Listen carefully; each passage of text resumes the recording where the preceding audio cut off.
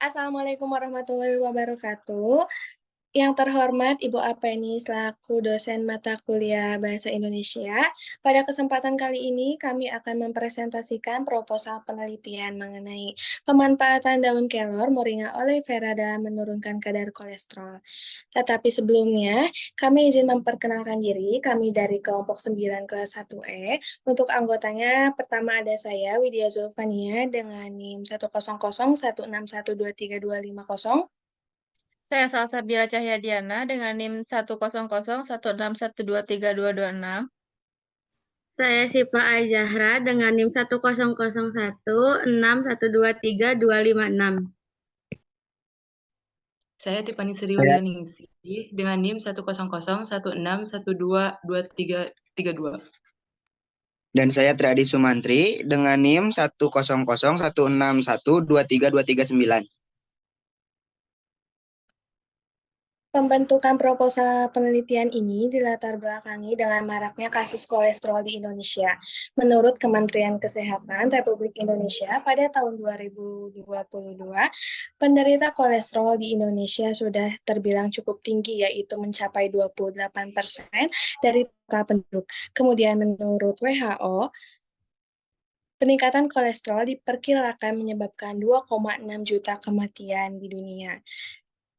Kadar kolesterol ini dapat menyebabkan penyakit kardiovaskular.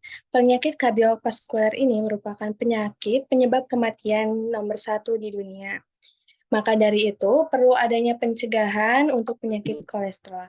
Pencegahan untuk penyakit kolesterol ini terbagi menjadi dua, yaitu ada non-farmakologis dan farmakologis.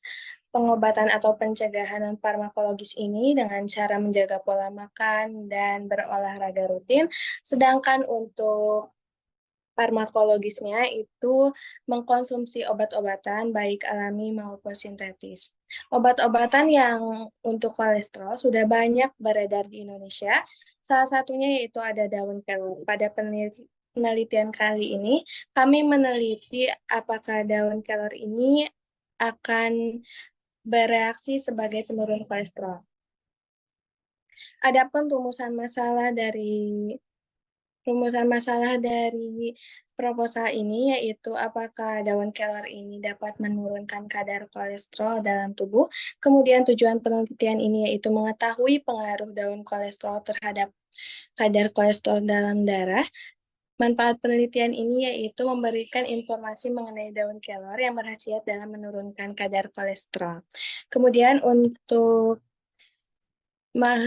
penjelasan mengenai kolesterol dan daun kelor akan dijelaskan oleh rekan saya yaitu Tiffany.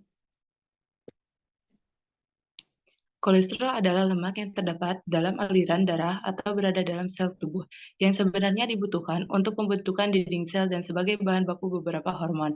Namun, apabila kadar kolesterol dalam darah berlebihan akan mengakibatkan penyakit jantung koroner dan stroke. Sebagian besar dari 80% kolesterol dalam tubuh diproduksi secara alami di hati, sedangkan sebagian kecil sekitar 20% kolesterol berasal dari makanan yang dikonsumsi seperti produk yang berasal dari hewan seperti daging, telur, dan susu. Kadar nilai kolesterol total dibedakan menjadi 3, yaitu normal 200-239 mg per dal dan tinggi lebih dari 240 mg per dal. Pada tubuh manusia terdapat dua jenis kolesterol, yaitu yang pertama low density protein dan yang kedua high density protein. Low density protein disebut juga kolesterol jahat. Seseorang yang memiliki kadar kolesterol atau LDL terlalu banyak dalam mempersempit arteri dan meningkatkan resiko serangan jantung, stroke, dan penyakit berbahaya lainnya. Penumpukan lemak di lapisan dalam pembuluh darah dalam mempersempit pembuluh darah dan mencegah kelancaran aliran darah. Kolesterol atau LDL yang optimal adalah bila kadarnya dalam darah di bawah 100 mg per dal. High density protein dapat membawa kolesterol LDL dari arteri dan kembali ke hati untuk dipecah dan dibuang dari tubuh. Meski begitu, jenis kolesterol ini tidak sepenuhnya dapat membuang kolesterol LDL. Penyebab kolesterol HDL yang rendah adalah kurangnya aktivitas fisik, obesitas, serta kebiasaan merokok. Selanjutnya ada faktor-faktor penyebab kolesterol. Yang pertama, usia dan jenis kelamin. Pada usia puberitas, pria biasanya memiliki tingkat kolesterol lebih tinggi dibanding wanita. Hal ini dikarenakan hormon estrogen pada wanita berperan dalam menjaga level HDL tetap tinggi, namun setelah mengalami menopause, wanita akan kehilangan hormon estrogen dan menyebabkan kadar HDL turun, kemudian LDL meningkat. Pada saat menginjak usia dewasa, kadar kolesterol dalam tubuh akan meningkat lagi karena pola makan dan gangguan keseimbangan pada sistem metabolisme. Yang kedua, ada genetik. Faktor genetik merupakan hal yang berperan penting dalam menentukan kadar kolesterol dalam darah. Jika dalam keluarga memiliki riwayat hiperkolesterol, maka ada kemungkinan anggota keluarga lain juga memiliki resiko hiperkolesterol juga. Yang ketiga, pola makan. Lemak jenuh adalah penyebab utama dalam peningkatan kolesterol dalam darah, terutama LDL. Bila jenis makanan tersebut terus-menerus dikonsumsi, maka jangka panjang kadar kolesterol dalam tubuh akan meningkat. Maka dari itu, imbangi dengan makanan yang kaya serat untuk membantu menghalangi penyerapan lemak dan jenuh dalam usus. Yang keempat, gaya hidup yang buruk seperti jarang bergerak atau jarang berolahraga dapat meningkatkan risiko kolesterol tinggi. Kebiasaan merokok dan konsumsi alkohol juga merupakan salah satu gaya hidup yang patut dihindari karena dapat meningkatkan kolesterol dalam darah. Ada kelor, yaitu ada daerah tumbuhannya, tanaman Moringa oleifera merupakan tumbuhan semak dengan tinggi 7-11 meter yang tumbuh subur. Kelor tidak sulit untuk mengisi berbagai macam iklim. Tanaman ini dapat mengisi daerah tropis maupun subtropis dan tahan terhadap musim kemarau. Yang kedua, morfologi. Kelor merupakan pohon dengan tinggi sekitar 7-11 meter dan lebar sekitar 30 cm. Daun tanaman kelor berubah bentuk kecil, bulat, telur, kira-kira sebesar ujung jari. Daunnya berwarna hijau karamel, daun menjadi lonjong atau berbentuk telur, pangkal rata, tepi rata, kulit akarnya tajam dan harum, dan bagian dalamnya berwarna kuning pucat dengan garis-garis halus, tetapi dengan kilau yang saling mengunci. Akarnya tidak keras dan bentuknya berserakan, permukaan luar kulit kayu agak keras. Kelor adalah tanaman yang berumur panjang dan berbunga terus-menerus. Bunga kelor berwarna putih, kuning putih, atau merah, bergantung spesiesnya. Kelopak kucup bunga berwarna hijau dan mengeluarkan bau harum. Di Indonesia umumnya bunga kelor berwarna kuning dan putih. Yang ketiga, ada kandungan kimia. Daun kelor mengandung 29,61% protein, 7,48% lemak, 8,98% serat, 10,13% abu, dan 1.319,29 kal per kilogram energi yang dapat dimetabolisme. Zat yang terkandung dalam bahan kering daun kelor yaitu tanin 0,3%, dan saponin 6,4%, asam bitat 2,3%, dan fenol. Zat ini akan berkurang jika diekstraksi atau diubah menjadi tepung. Daun kelor mengandung sitosterol, fenolik, dan flavonoid yang diyakini dan diidentifikasi dengan aksi agen pencegah kanker.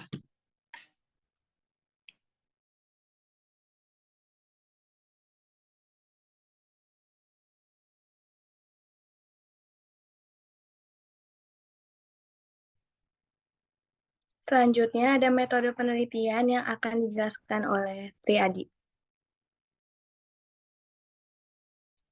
Untuk selanjutnya, metode penelitian. Penelitian ini menggunakan metode literatur review yang dilakukan dengan identifikasi, evaluasi, dan interpretasi terhadap semua hasil penelitian yang relevan terkait topik tertentu.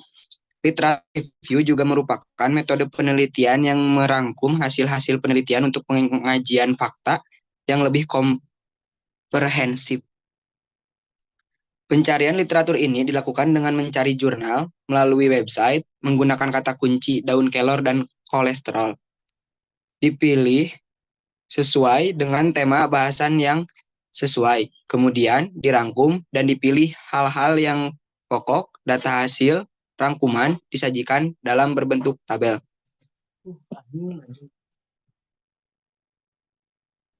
Selanjutnya ada bab 4 tentang hasil penelitian yang akan dijelaskan oleh saya. Di sini kami menyajikan data dalam bentuk tabel. Kami menggunakan 5 jurnal sebagai yang pertama ditulis oleh Christine Fenty Marumata. Untuk pelaksanaan penelitiannya yaitu subjek penelitian berupa orang dewasa 20 orang dengan usia 25-60 tahun dan memiliki kadar kolesterol lebih dari 200 mg per desiliter.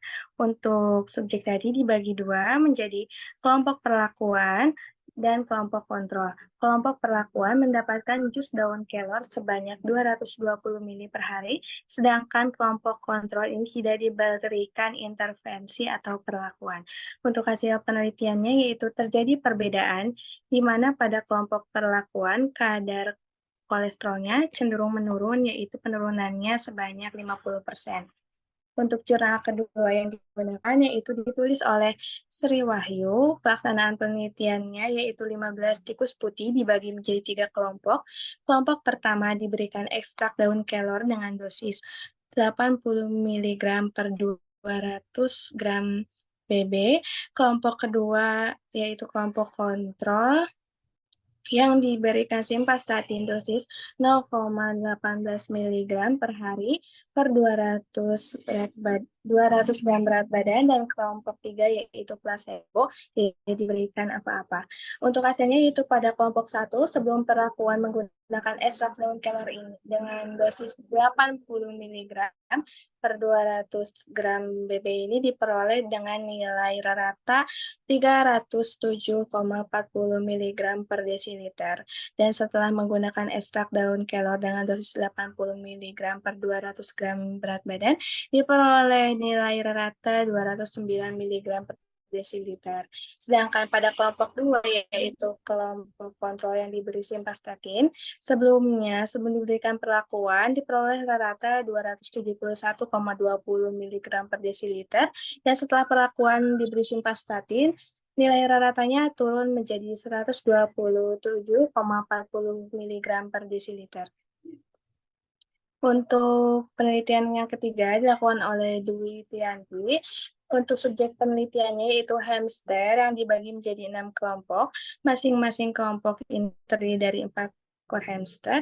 Kelompoknya menjadi beberapa bagian. Untuk kelompok pertama hanya mendapatkan makanan standar atau kontrol normal. Kelompok kedua yaitu hamster yang diberi pakan standar dan diberi atorvastatin, kontrol positif. Kelompok 3 yaitu hamster yang diberi pakan standar, kontrol negatif. Kelompok keempat yaitu hamster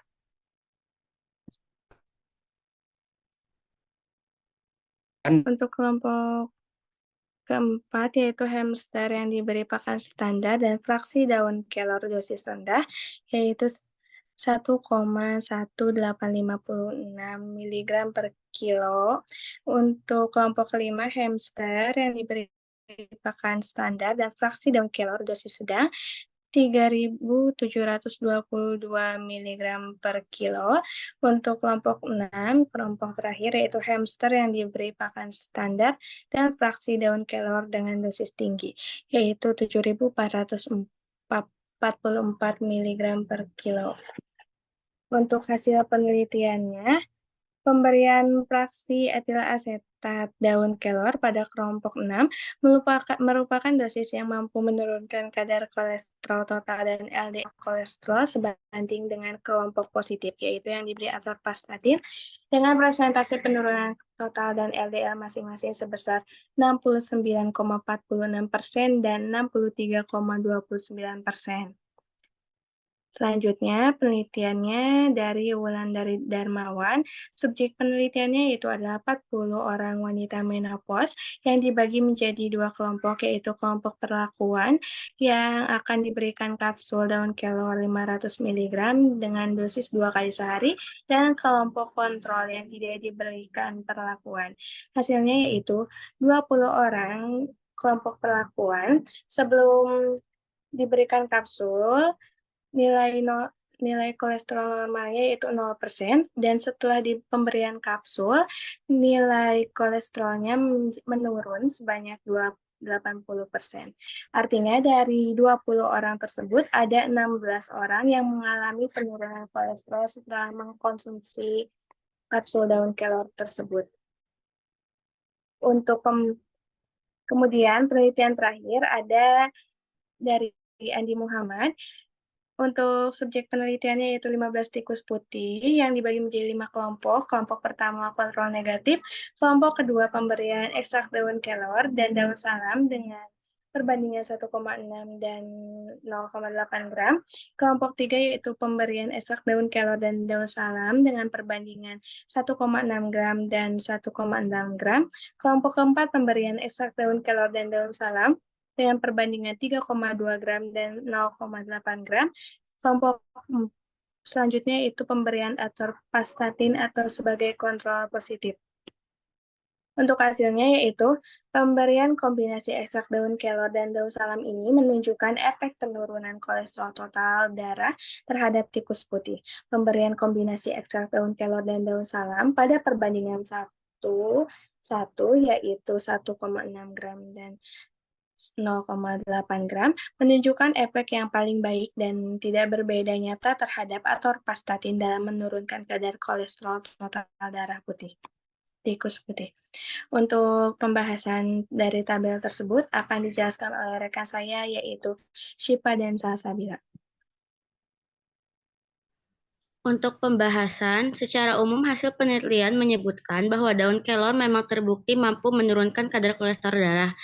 Daun kelor memiliki kandungan antioksidan di antaranya vitamin C, polifenol, flavonoid, dan karoten, di mana vitamin C merupakan antioksidan alami yang memiliki aktivitas antioksidan yang paling tinggi. Kandungan beta-karoten pada ekstrak daun kelor juga melindungi membran lipid dari peroksidasi dan sekaligus menghentikan reaksi rantai dari radikal bebas. Ekstrak daun kelor juga mengandung beta-sitosterol yang menurunkan kadar kolesterol dengan cara menurunkan konsentrasi LDL dalam plasma dan menghambat reabsorpsi kolesterol dari sumber endogen. Kandungan flavonoid dan polifenol secara signifikan dapat menurunkan kadar lipid peroksidase sehingga dapat menurunkan kadar kolesterol.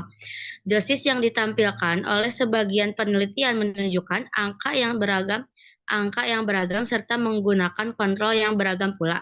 Pada penelitian pertama, hanya 50% dari 10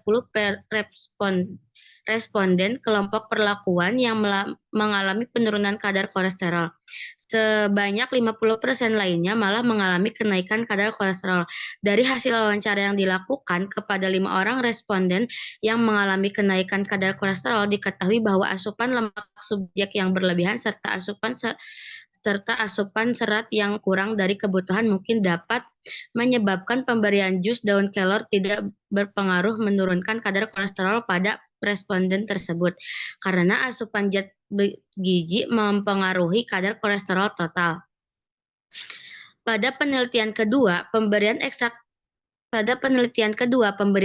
daun kelor dengan dosis 80 mg per 200 gram BB dapat menurunkan kadar kolesterol dalam tubuh, tetapi penurunan kadar kolesterolnya tidak seefektif pemberian simvastatin.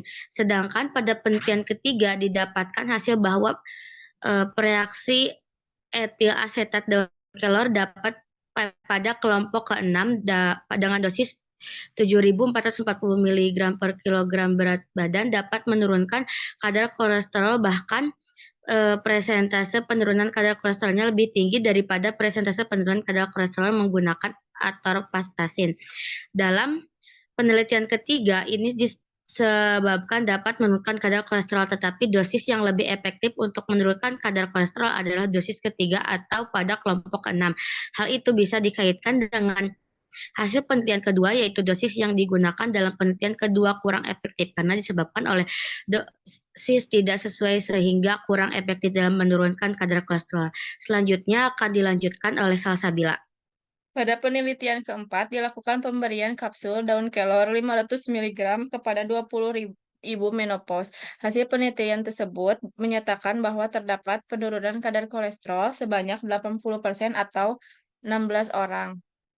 Dari hasil tersebut dapat disimpulkan bahwa daun kelor dapat menurunkan kadar kolesterol, tetapi terdapat 4 orang yang masih memiliki kadar kolesterol tinggi. Hal itu disebabkan karena ketidakpatuhan dalam mengkonsumsi kapsul tersebut atau pola hidup yang tidak sehat, seperti mengonsumsi terlalu banyak lemak jenuh, kelebihan berat badan, kekurangan gerak fisik, merokok, dan terlalu banyak asupan alkohol. Pada penelitian kelima, dilakukan sedikit modifikasi dengan mengkombinasikan daun kelor dan daun salam untuk menurunkan kadar kolesterol. Dalam penelitian ini, lah iya kumaha? Oh ya, intinya. Pada penelitian kelima dilakukan sedikit modifikasi dengan mengkombinasi daun kelor dan daun salam untuk menurunkan kadar kolesterol. Dalam penelitian ini dilakukan pemberian 3 dosis berbeda dengan perbandingan tertentu.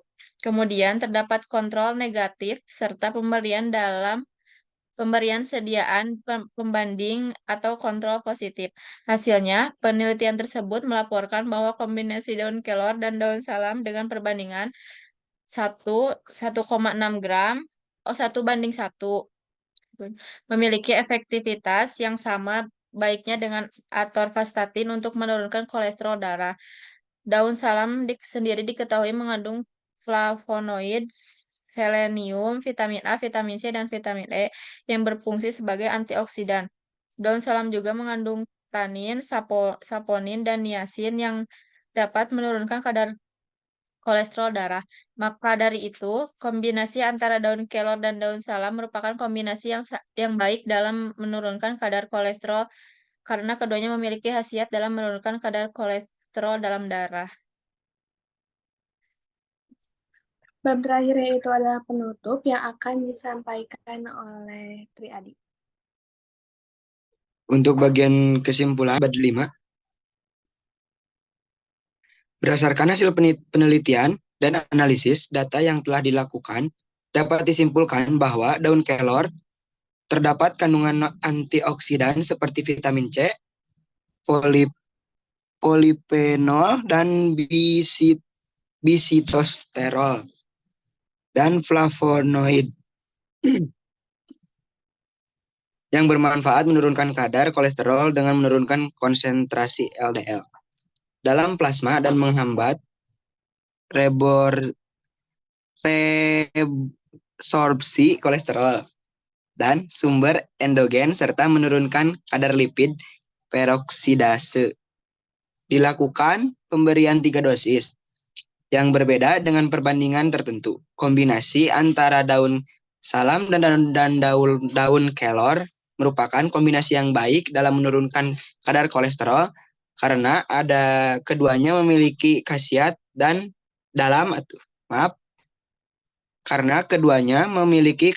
dalam menurunkan kolesterol dalam darah.